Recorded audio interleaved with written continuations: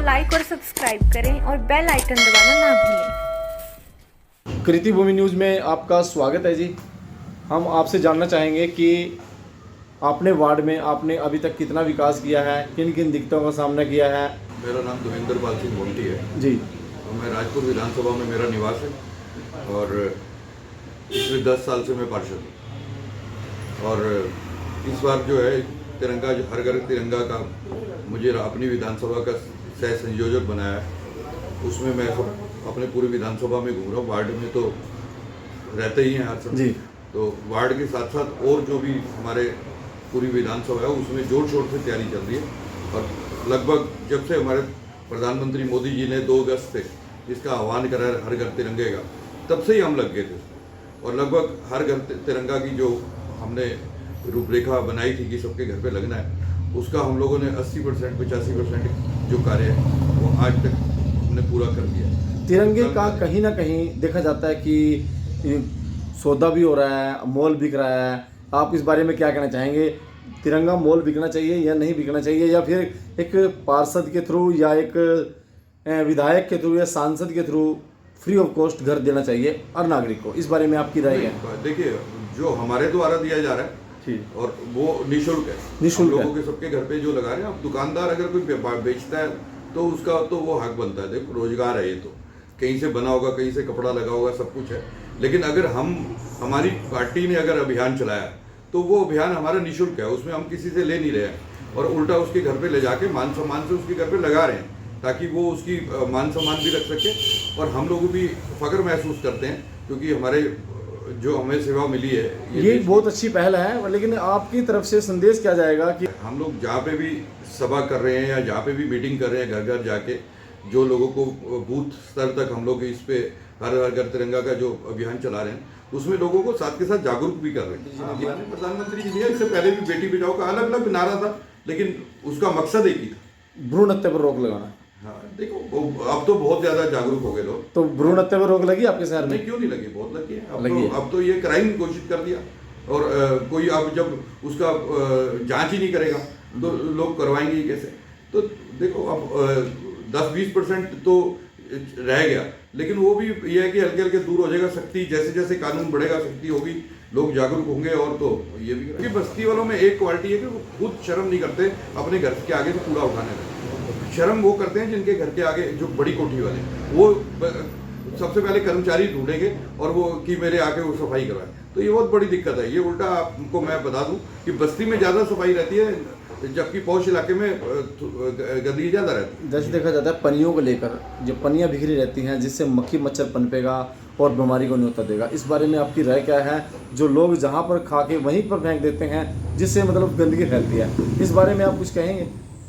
देखिए, हमने आज से 4 साल पहले उत्तराखंड के अंदर पूर्ण रूप से प्रतिबंध कर दिए थी पॉलिथीन। लगभग 4 और 3 साल हमने अभियान चलाया और बहुत बड़ी एक मानव श्रृंखला बना के हमने उसका अभियान भी चलाया था और बहुत हमें फायदा भी मिला था उसका। पूरे भारतवर्ष में था, लेकिन हमें उत्तराखंड में हमारे बहुत बढ़िया उसका हो रहा।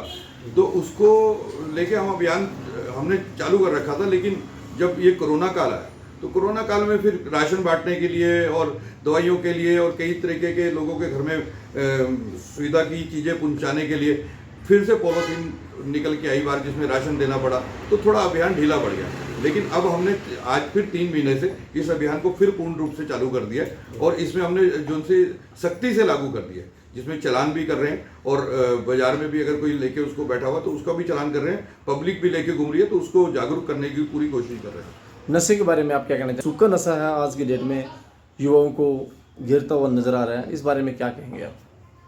देखिए, इसके लिए भी मैंने कई NGO हैं, कई सरकार की तरफ से इसके कई प्रोग्राम चलते हैं इसको जागरूक करने के लिए। जो बच्चे आजकल छोटे छोटे बच्चे भी कई तरीके के केमिकल आजकल केमिस्ट की दुकानों पे, चाहे वो आयोडेक्स हो, इस टाइप के कई तरीके के हैं, कई और भी नशे हैं। और जैसे सूखा नशा, स्मैक, कैप्सूल आदि एक चीज़ें बहुत ज़्यादा बढ़ती जा रही हैं। सस्ता नशा भी है और सूखा नशा भी है। देखिए, वो अभियान तो समय समय पे चलता है, पुलिस भी अपनी पूरी कोशिश करती है, लेकिन दिक्कत यह है कि हम लोग बस्ती में भी ये इसको करने, बेरोजगारी इसके पीछे बहुत बड़ा कारण। जो बच्चा एक बच्चे के साथ दूसरे को लत मिलती है, दूसरे को तीसरे के साथ लत मिलती है, तो खैर उसमें हम लोग लगे हुए हैं। हम क्या लगे हुए हैं उसमें, कई जो स्वयंसेवी संस्थाएं हैं वो खुद भी ऐसा ये काम कर रही है, और पुलिस भी इसमें अभियान चलाती रहती है, इसमें लोगों को जागरूक करने की और शिक्षा इसमें ज़्यादा, जिस तरह बच्चे जो अनपढ़ बच्चे हैं वो ज़्यादा कर रहे हैं, जो शिक्षित हैं वो नहीं कर रहे। तो इसमें सबसे पहला ये होना चाहिए कि नशे का जो है वो शिक्षा की तरफ अगर हम ज़्यादा ध्यान देंगे। जैसे पार्षद जी, आपके बारे में हमने वार्ड में जाकर सर्वे किया, वार्ड में जाके देखा कि जनता आपको बड़ा प्यार करती है और बड़ी ही उम्मीद भी रखती है आपसे कि कहीं ना कहीं आपको एक विधानसभा के रूप में देखना चाहती है आम जनता। इस बारे में आप क्या कहना चाहेंगे? अगर देखिए, पार्टी अभी तो- आपको मौका दे देती अभी है। तो बहुत समय है, अभी इसमें बहुत समय है, अभी दूर के दिल्ली दूर है। दिल्ली दूर है। कि हर किसी की, जो भी आदमी काम करता है, अगर चाहे वो पार्षद हो तो वो पहली सीढ़ी है। आदमी काम करता है तो आगे जाके अगर पार्टी, अगर इसको संज्ञान मिलेगी, पार्टी मौका देगी तो सेवा जरूर करेंगे। जनता की अगर आवाज़ होगी तो सुनेंगे। आम जनता को संदेश क्या देना चाहेंगे आप? देखिए, आम जनता को तो आज की डेट में अगर आप मेरे पास 13 अगस्त को आ रहे हैं तो इससे बड़ा कोई संदेश क्या दूंगा मैं कि हर घर तिरंगा जो है वो लगाए। इस हम लोगों का अभियान शुरू हो चुका है, तो आज से तिरंगा लगाना शुरू करें अपने पड़ोसी के यहाँ, अपने यहाँ, और जितनी संस्थाएं हैं वहाँ पे लगाएं। और 15 अगस्त तक पूरे जो है हर घर तिरंगा होना चाहिए, और 16 अगस्त को उसको मान सम्मान के साथ उतार के अपना सम्मान पूर्वक उसे अगले किसी कार्यक्रम पे रख लेते हैं।